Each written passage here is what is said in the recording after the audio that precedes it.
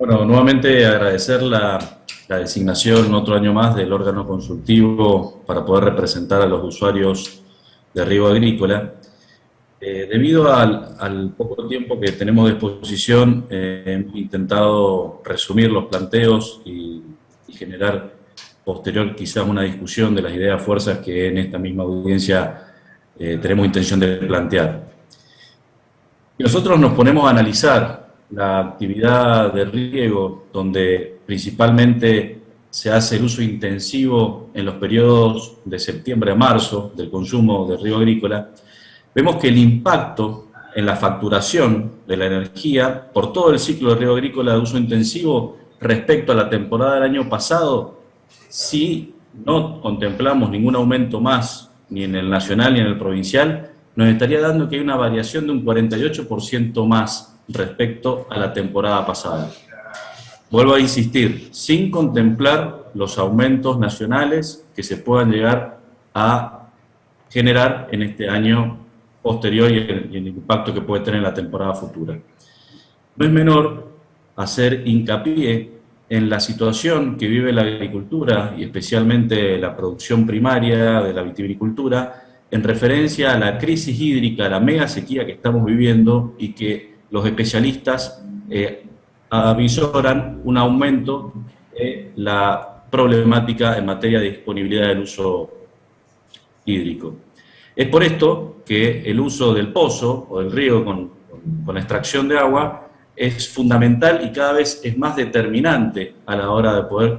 producir y generar productividad de nuestros viñedos, que ya hemos visto una merma en la cosecha que está terminando, que ha sido también no solamente del cambio climático en materia de heladas, de granizo, sino principalmente por la falta de disponibilidad del agua que aqueja a nuestros productores y que estamos teniendo una cosecha muy baja y más baja de lo que estaba prevista por el Instituto Nacional de Vitivinicultura. Respecto a lo que nos inquieta, vemos que la inseguridad, como bien lo han dicho, en las zonas rurales cada vez está más profunda y más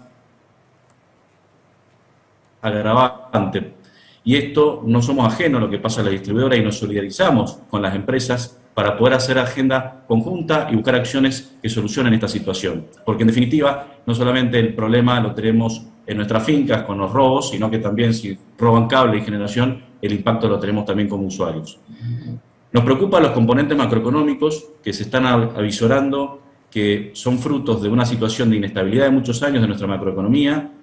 políticas públicas que no tienen estabilidad y previsibilidad, sino que van oscilando en función de los distintos intereses de los gobiernos de turno y que hoy se viene agravado por una situación de inestabilidad internacional en los precios de importación de gas, porque es un componente importantísimo para nuestra matriz energética, y ni hablar del costo de transporte y logístico que estamos teniendo.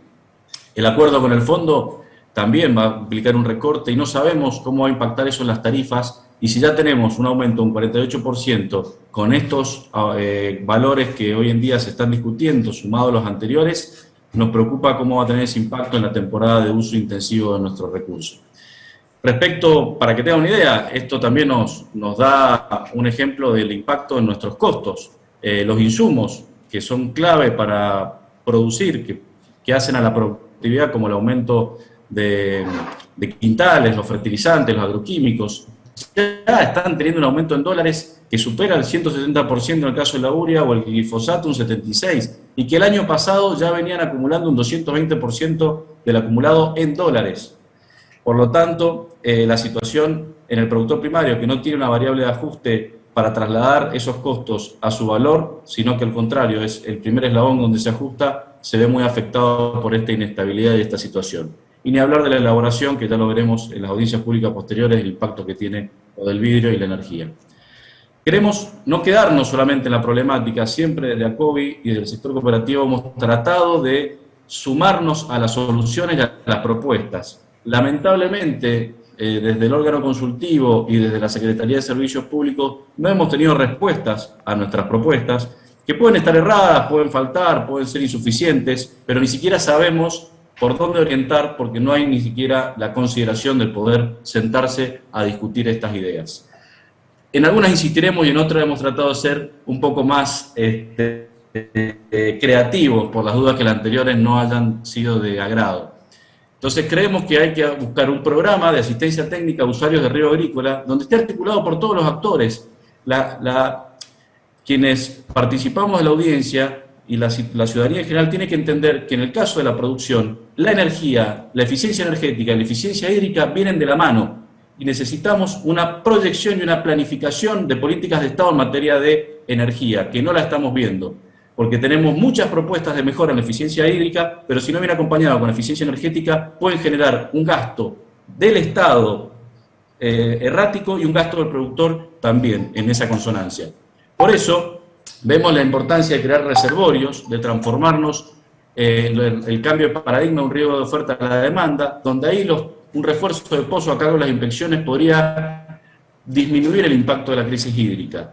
Creemos que también se pueden hacer proyectos de parques fotovoltaicos. Con una inversión compartida con EMESA, la empresa que tiene el Estado podría financiar a largo plazo en pequeños parques fotovoltaicos a los regantes, a sus viviendas rurales, a la industria, para que luego, poco a poco, se pueda financiar y el mismo productor lo pueda aportar a través del ahorro que está teniendo. Lo que le está impidiendo al productor hacer esto es la falta de capital inicial y el financiamiento insuficiente que existe en el mercado.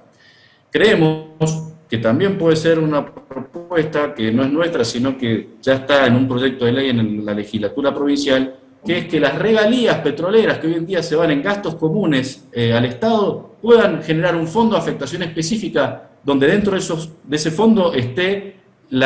financiamiento de la posibilidad de inversión en la reconversión energética, pasando a las energías renovables como hablamos, y a la eficiencia hídrica, por supuesto.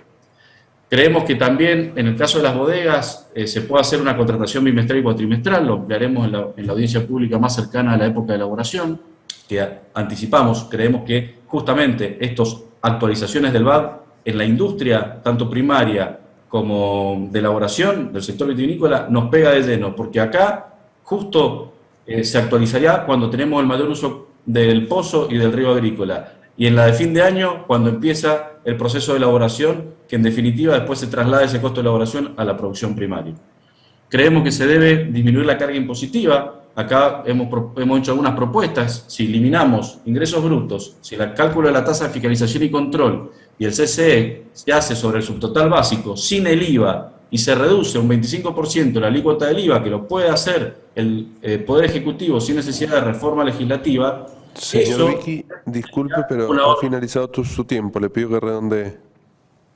Cerrando, estas cosas ya las hemos planteado, así que es una cuestión de actualización. Creemos que se debe eliminar el alumbrado público por lo que genera la distorsión y seguir a disposición para trabajar en conjunto con los distintos actores que tienen la injerencia en la política energética. Muchas gracias.